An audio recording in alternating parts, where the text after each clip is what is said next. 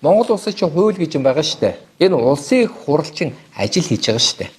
Уг нь бол ажиллаа хийж байгаа хүмүүс аахгүй. Тэгэхээр ажиллаа хийхдээ энэ чинь хөдөлмөрийн тухай хуулиар эд чинь бас нэг хөдөлмөрийн одоо хөдөлмөрлж байгаа гэдэг утгаараа одоо амралт авдаг ч юм уу те одоо хуулийн дагуу одоо нийгмийн даатгалт төлөх байрах юу гэдэг эрх үүргээ эдэлж байгаа шүү дээ.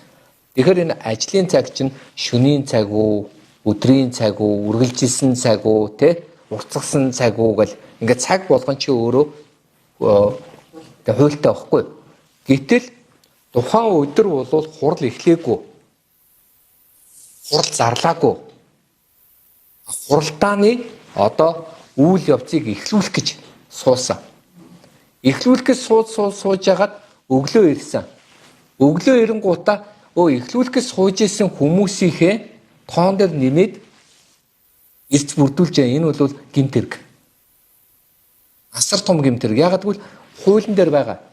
Хурал эхлүүлэхдээ одоо хурал эхэлсэн гэдгийг тэр тухайн өдрийн одоо 65 гишүүн эцсэнд орсноор хурал эхэлсэн тооцно. Хурлыг өглөөний 10 цагт 4 дахь 5 дахь өдөр ч илүү ингэж заасан байдгийг. Би зүйл залдаар нэлээвч гэсэн ерөнхий утгаараа байгаа. Тэгээ 18 цаг хүртэл тэгээд тэрийг үргэлжлүүлэхээр болвол заавал олонхын саналаар дэмжин эсвэл их хурлын дарга үргэлжлүүлэе гэж санаачлагаараа сунгадаг. Гэтэл эхлээгүй хурлыг сунгана гэж ойлголт байхгүй. Эхлээгүй хурлыг хаана гэж ойлголт байхгүй. Эхлээгүй хурлан дээр хурлыг эхлүүлэх сонирхолтой хүмүүс сууж ирснийг эрц гэж хүлээж авч болохгүй байхгүй. Тийм учраас 24 цаг өнгөрсөн. За одоо өнгөрсөн учраас өчигдөр хурлаа эхлүүлэх гэж чадсангүй. За өнөөдөр 10 цаг эхэлсэн учраас дахиад бүгдээрээ хурлаа эхлүүлэх гэж үзье. За тэгсэн гинт эрц нь үдэ 65 боллоо. За одоо жинхнээсээ хурлаа эхлүүлье. Өчигдөр бид хурлаа эхлүүлэх гэж чадаагүй бол өнөөдөр хурлаа эхлүүллээ. 10 цагаас эхлүүллээ. Эрц 65 боллоо. Алах цогтлоо. Ингээ явж байгаа шүү дээ. Ингээ явах ёстой байдал тэрийг хийгээгүй.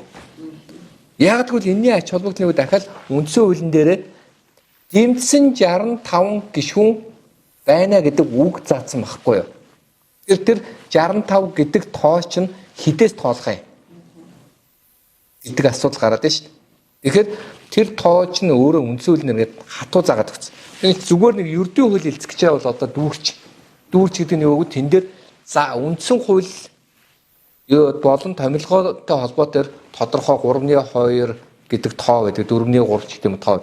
Бусад дээр бол тэгэл дийлэн холонхороо гэдэг учраас явждаг байхгүй. Тийм учраас өнөөдөр энэ эрдсэн дээр өнөөдөр ингээд явсан асуудал энэ бол ингээд юу юм бэ? Зөвхөн наад захын нэг эрүүгийн хууль хэлэхэд дураараа ашиглаж байгаа байхгүй. Монгол улсын эрүүгийн хуулийн тусгай анги дээр байгаа шүү дээ. Дураараа ашиглах гэдэг байхгүй. Тэр хүн дураараа ашиглаж. Тэр нь эрүүгийн хуулийн 22-ийн 1 дээр байгаа. Өөртөө давуу байдал олгож байгаа байхгүй.